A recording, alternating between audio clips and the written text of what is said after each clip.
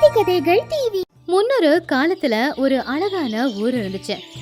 அந்த ஊரோட பச்சை பசேல்னு இருக்கிற வயல்ல சில்லுன்னு காத்து வீசி சூரிய ஒளியும் பட்டுக்கிட்டு இருந்துச்சு. அங்க ஒரு வீட்டுல பத்ரையா அமைதியா உட்காந்துக்கிட்டு இருக்கும் போது ராஜம்மா மட்டும் வீட்டுக்கு மாப்பிள்ள வர போறாரு அப்படின்னு அடாவடியா வேலைகளை பாத்துக்கிட்டு இருந்தாங்க. ராஜம்மா மனசுல புது மருமகனை பேச்சாலேயே எப்படி சோதிக்கிறது அப்படின்னு யோசனை பண்ணிக்கிட்டு இருந்தாங்க. ஏங்க, வீட்டுக்கு மாப்பிள்ள வர போறாரு அப்படிங்கிற பதட்டமே இல்ல? அவரு பட்டணத்துல படிச்சவரு. பட்டணத்துல படிச்ச திமிரு இருக்கா இல்ல ரொம்ப அடக்கமான மாப்பிள்ளையான்னு தெரிஞ்சுக்கணும்ல. அதான் நிறைய கேள்வி கேட்கலான்னு இருக்கேன். சரியா போச்சு. மருமக தடவை வரும்போது வரவேற்கிறதுக்கு பதிலா அவரை சோதிக்க போறியா? அவரு பட்டணத்துல இருந்தாலும் விவசாயம் ரொம்ப நல்லா பண்றாரு. அவரு கோவப்பட்டா நம்ம மானம் போயிடும் பாத்துக்கோ. என் பொண்ணு அவரை நம்பி கொடுத்துருக்கேன். அவரு கூட என் பொண்ணு சந்தோஷமா வாழ்றாளா இல்ல கஷ்டப்படுறாளான்னு தெரிஞ்சுக்க வேணாமா? நான் வைக்கிற பரீட்சையில அவரு ஜெயிக்கணும். நீங்க நடுவுல மூக்க நுழைக்காதீங்க. சரி, உன்னோட விருப்பம். என் பொண்ணு வாழ்க்கைக்கு எந்த பிரச்சனையும் வராம இருந்தா போதும். இப்ப என்ன தோரணம் கட்டணுமா? நான் போய் கட்டுறேன். கொஞ்சம் நேரத்துக்கு அப்புறமா அந்த தெருவுல மாட்டு வண்டியோட சத்தம் கேட்டுச்சு. அந்த வண்டியில இருந்து கோபாலும் சீதாவும் இறங்குனாங்க. கோபாலோட முகத்துல எந்த ஒரு பதட்டமும் இல்ல. ரொம்ப நம்பிக்கையா எது வேணும்னாலும் செய்யலாம் அப்படிங்கிற தைரியம் தான் இருந்துச்சு. அப்பா, அம்மா, 2 பேரும் நல்லா இருக்கீங்களா? வர வழியில மழை வர மாதிரி இருந்துச்சு. நல்ல வேலை வரவே இல்ல. வணக்கம் அத்தை. வணக்கம் மாமா. 2 பேரும் எப்படி இருக்கீங்க? நாங்க நல்லா இருக்கோம்ப்பா. நீங்க எப்படி இருக்கீங்க? வாங்க, முதல்ல வந்து உட்காருங்க. வாங்க மாப்பிள்ள. பட்டணத்துல வண்டியிலேயே போயிருப்பீங்க வந்திருப்பீங்க. எங்க ஊருக்கு மாட்டு வண்டியில வரும்போது இடுப்பு வலி எதுவும் வந்துடலையே?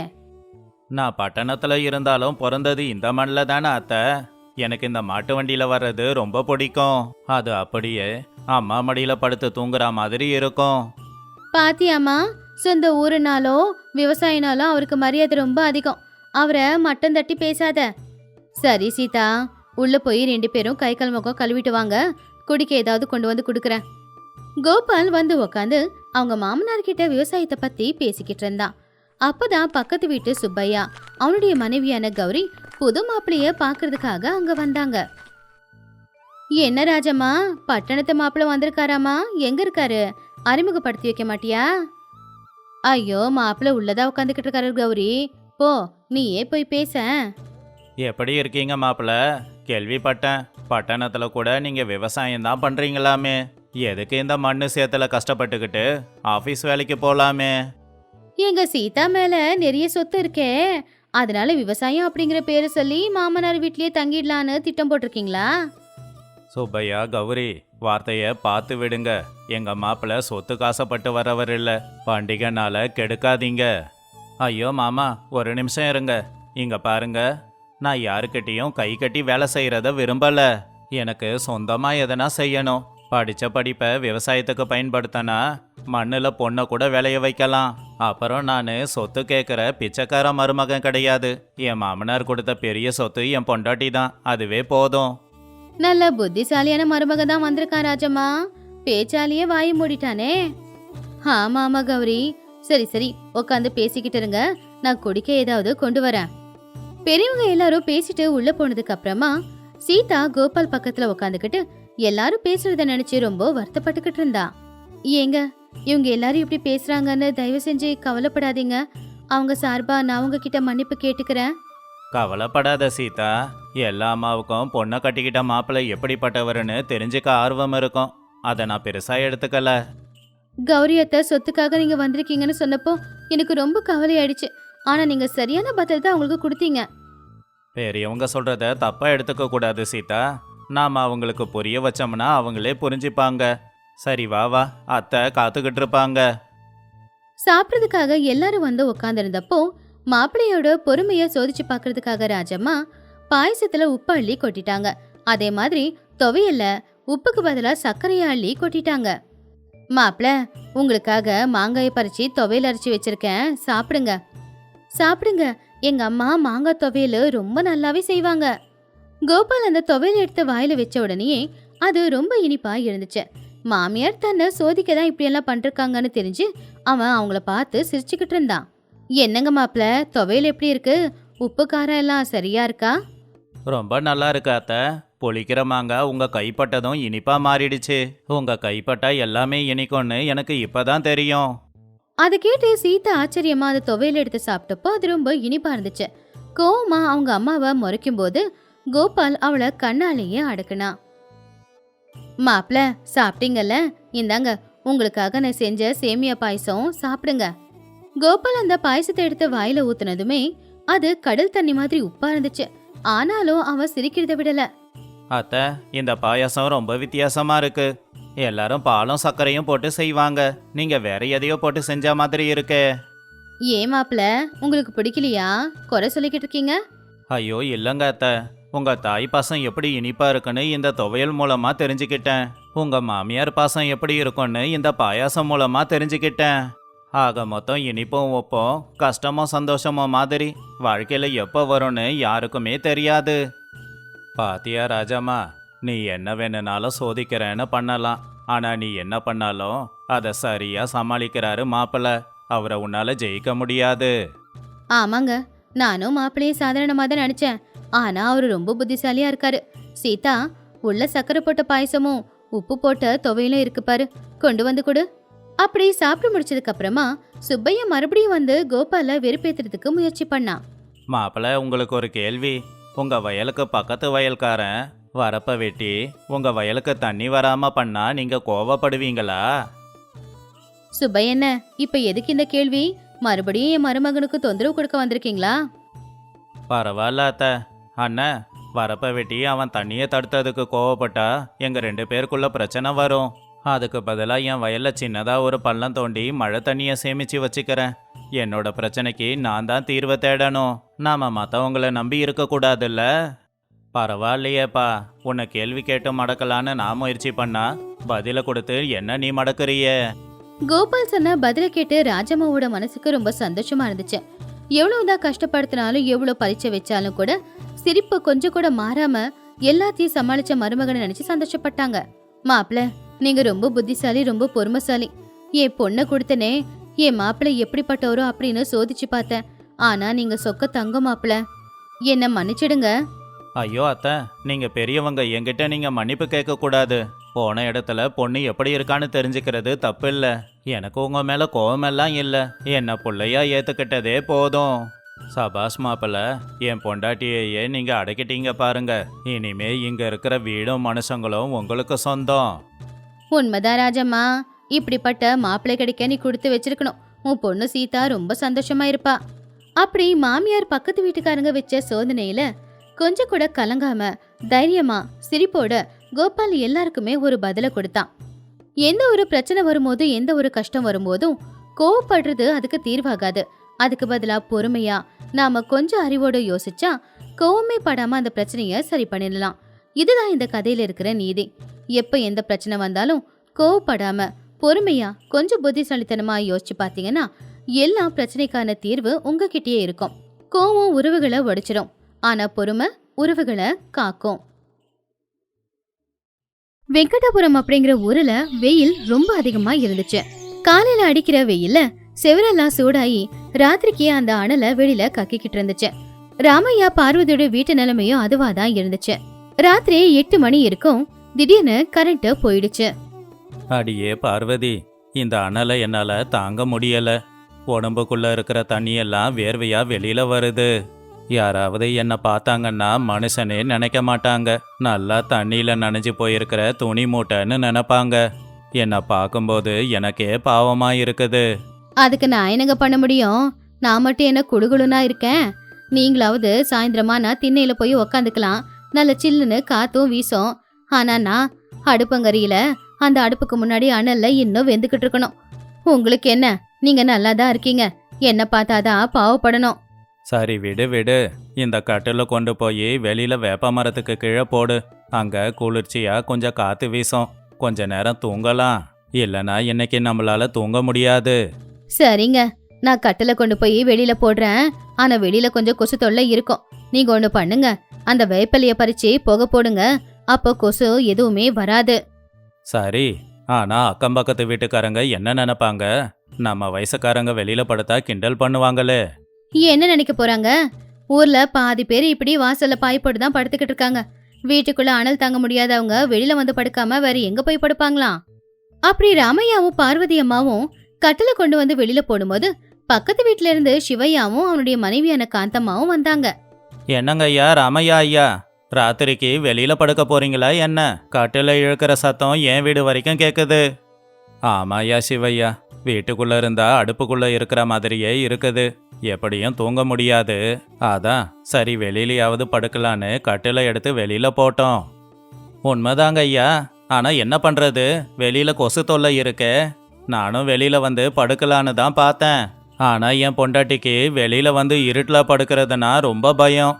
அதான், இல்லைன்னா நானும் உங்களை மாதிரியே வெளியில கைத்து கட்டில போட்டு நல்லா படுத்து தூங்கிடுவேன். அது கேட்டு காந்தம்மா கோவமா, அட பாவி மனசா, நான் பயப்படுவேனா இல்ல நீ பயப்படுவியா? முந்தா நேத்து தூங்கும்போது வெளியில காத்துக்கு இலையெல்லாம் விழுந்த சத்தத்தை கேட்டு திருடனுங்க வந்துட்டாங்களோ என்னமோன்னு பயந்தது நீயா இல்ல நானா? நல்லா சொல்றியே. பார்வதி அம்மா சிரிச்சுக்கிட்டே, ஏப்பா சிவையா, உன் பொண்டாட்டியோட தைரியம் என்னன்னு எனக்கு தெரியும், நீ யாருன்னு எனக்கு தெரியும். பக்கத்து வீட்டுக்காரங்க எங்க கிட்டயே இப்படி பொய் சொல்லாதப்பா. அப்போ சிவையா, ஐயோ இல்லம்மா, அது காத்துல இலை விழுந்த சத்தம்னு எனக்கு தெரியும். இருந்தாலும் நாம கொஞ்சம் கவனமா இருக்கணும் இல்லையா? ஒருவேளை திருடனுங்களா இருக்குமோன்னு நினைச்சுதான் என் பொண்டாட்டி கிட்ட சொன்னேன். ஆமா ஆமா, நீங்க பயப்பட மாட்டீங்க, ரொம்ப கவனமா இருக்கிற ஆளுதான், அதுதான் இந்த ஊருக்கே தெரியுமே. சரி சரி, சண்டை போடாம போய் படுத்து தூங்குங்க, நாங்களும் தூங்குறோம். இப்பதான் கொஞ்சம் குளிர்ச்சியா காத்து வீசுது. ராத்திரி 10 மணி இருக்கும். ஊரே அமைதியா இருந்துச்சு. ஆகாயத்துல நட்சத்திரமும் ஜொலிச்சுக்கிட்டு இருந்துச்சு. ராத்திரி எப்படியும் ஒரு 10 மணி இருக்கும். பார்வதி அம்மா ஏற்கனவே நல்லாவே தூங்கிட்டாங்க. ஆனா ராமையாவுக்கு மட்டும் இன்னும் சரியா தூக்கம் வரல. ஆனாலும் படுத்துக்கிட்டு இருந்தாரு. அப்பதான் ராத்திரி நேரம் நல்லா சில்லுன்னு காத்து வீசிக்கிட்டு இருக்கும்போது திடீர்னு ராமையா முழிச்சுக்கிட்டாரு. ஏன்னா அவருக்கு தொண்டை வறண்டு போச்சு. தண்ணி குடிக்கலான்னு எழுந்திருச்சாரு. அப்பதான் தூரத்துல இருக்கிற மாமரத்துக்கிட்ட இருந்து ஏதோ சத்தம் அவருக்கு கேட்டுச்சு. அந்த சத்தத்தை கேட்ட உடனே ராமையா அவருடைய மனசுக்குள்ள, என்ன இது, காத்து மெதுவாதான் வீசுது, ஆனா மாமரத்தோட இலை இப்படி அசையுது. ஏதாவது விலங்கு வந்திருக்குமா, இல்ல யாருன்னா மனுஷங்க வந்திருப்பாங்களா? ராமையா பார்வதி அம்மாவை தட்டி மெதுவா எழுப்பி அவங்க கிட்ட சத்தமே இல்லாம, பார்வதி பார்வதி, சீக்கிரம் எழுந்துரு எழுந்துரு. நல்ல தூக்கத்துல இருந்த பார்வதி அம்மா கோவமா, என்னங்க இது, நடுராத்திரியில என் தூக்கத்தை கெடுத்துக்கிட்டு, என்னாச்சு, கொசு கடிக்குதா? ஷூ, சத்தமா பேசாத. அங்க மாமரத்துக்கிட்ட ஏதோ பேச்சு குரல் கேக்குது. யாரோ வந்திருக்காங்க. திருடனுங்களா தான் இருக்கணும். சத்தம் போட்டு பேசாத. உடனே பார்வதி அம்மா எழுந்திருச்சு அந்த இருட்டுல பார்த்து, ஐயோ ஆமாங்க, அந்த இருட்டுல ஏதோ இருக்குங்க. ஆனா பார்த்த மனுஷங்க மாதிரி தெரியலையே, தலை ரொம்ப பெருசா இருக்கே, ஒருவேளை பேயோ பிசாசோ இல்ல ஏதாவது மிருகமோ வந்திருக்குமோ? பயப்படாத, நான் தான் இருக்கேன்னு. அது திருடனா பேயான்னு இப்ப தெரிஞ்சுக்கலாம்.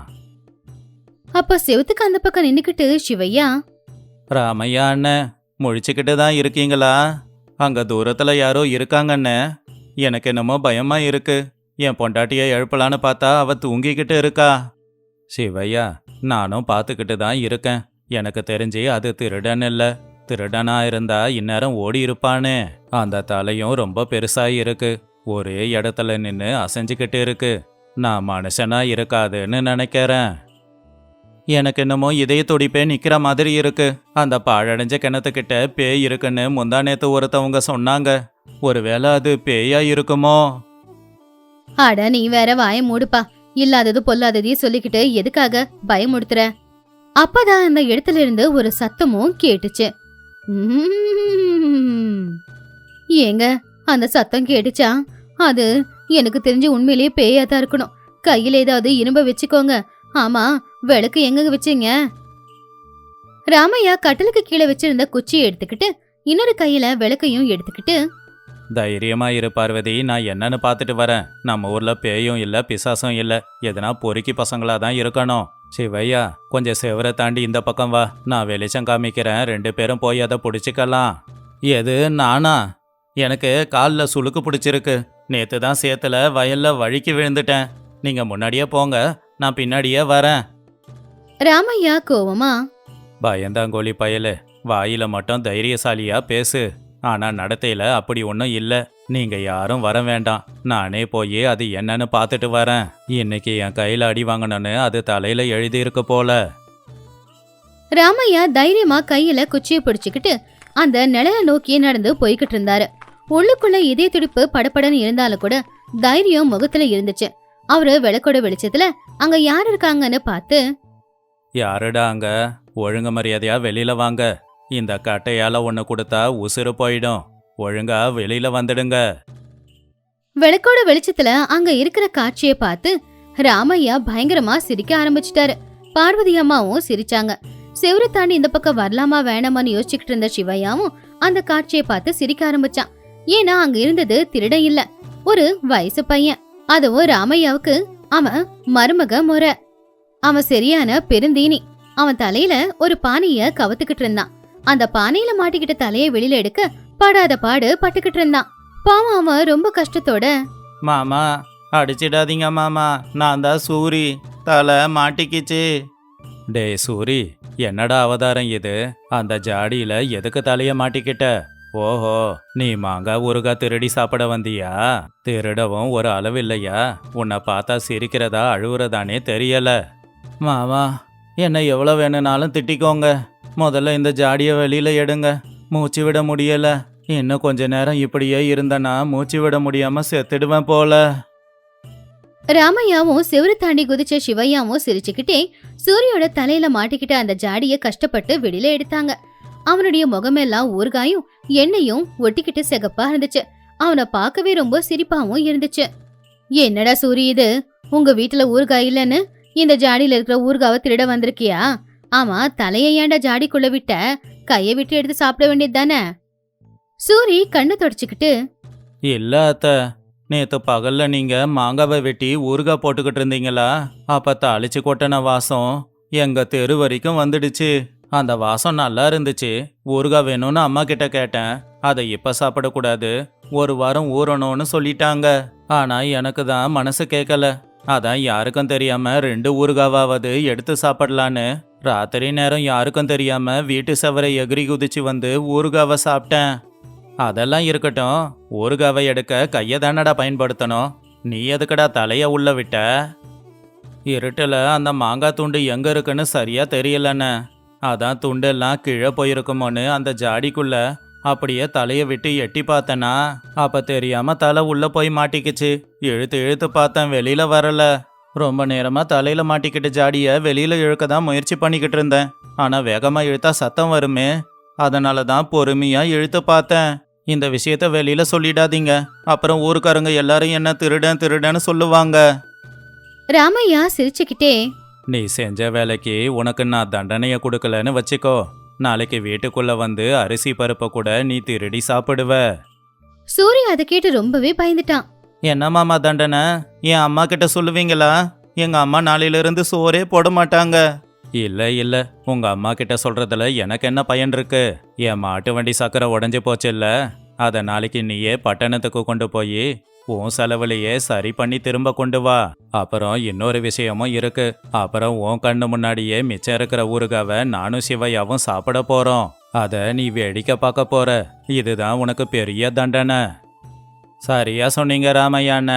இன்னைக்கு ராத்திரி பேயா இருக்குமோன்னு நினைச்சு பயந்த அந்த பயம்லாம் போகணும்னா கொஞ்சம் ஊறுகாவை காரசாரமா சாப்பிட்டா நல்லா இருக்கும். காந்தம்மா உள்ள போய் சுட சுட சாதத்தை வடிச்சு கொண்டு வந்தாங்க. குடிக்க தண்ணியும் கொண்டு வந்தாங்க. அதுக்கப்புறம் போனா போகுதுன்னு சூரிக்கும் அவங்க சாப்பாடு கொடுத்தாங்க. 4 பேரும் வாசல்ல உட்காந்துக்கிட்டு ஊறுகாய போட்டுக்கிட்டு அந்த சாப்பாட சாப்பிட்டாங்க. என்ன வேணும்னாலும் சொல்லு பார்வதி.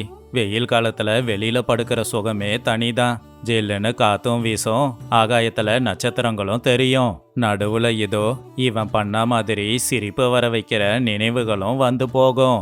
இந்த ஊறுகாய்க்காக சூரிப்பட்ட பாடம் நினைச்சா சிரிப்பு தான் வருது. சூரிய அந்த மாங்காய் ஊறுகாவை சாப்பிட்டு பார்த்து, மாமா, இனிமே ராத்திரி நேரம் திருட வந்தாலும் ஊறுகாய் திருட நான் தான் வந்திருக்கேன்னு நினைச்சு அப்படியே விட்டுட போறீங்க. எல்லாத்தையும் திருடிக்கிட்டு போயிடுவான். ஆனா அத்தை, என்ன வேணும்னாலும் சொல்லுங்க, இந்த ஊர்லயே உங்களை மாதிரி யாராலையும் ஊறுகாய போடவே முடியாது. சரி சரி, முதல்ல அந்த ஊறுகாய சாப்பிடுறா. நான் போடுற ஊறுகாய் வேணும்னா என்கிட்டயே பகல்ல வந்து கேளு. இந்த மாதிரி ராத்திரியில திருடுறேன்னு வந்து தலைய ஜாடிக்குள்ள விட்டுட்டு எங்க எல்லாருடைய தூக்கத்தையும் கெடுக்காத. சரிங்க ராமையா அண்ணன், நான் போய் படுக்கிறேன். காலையில காந்தம்மா கிட்ட நடந்ததை சொன்னா அவ விழுந்து விழுந்து சிரிப்பா. சரிப்பா சிவையா. சூரி, நீயும் போய் படுத்து தூங்கு. நாளைக்கு காலையிலேயே சக்கரத்தை சரி பண்ணணுமே. அத கேட்டு எல்லாரும் மறுபடியும் சிரிச்சாங்க. அந்த சிரிப்பு சத்தம் இருட்டா அமைதியா இருக்கிற அந்த இடத்துல எதிரொலிச்சுக்கிட்டே எழுதுச்சு. எல்லாருமே சந்தோஷமா போய் படுத்து தூங்குனாங்க.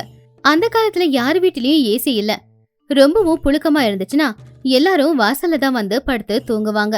அப்படி தூங்கும் போது நடக்கிற நிகழ்வுகள் எல்லாமே அவங்க வாழ்க்கையில மறக்க முடியாத மெமரிஸா இருக்கும்.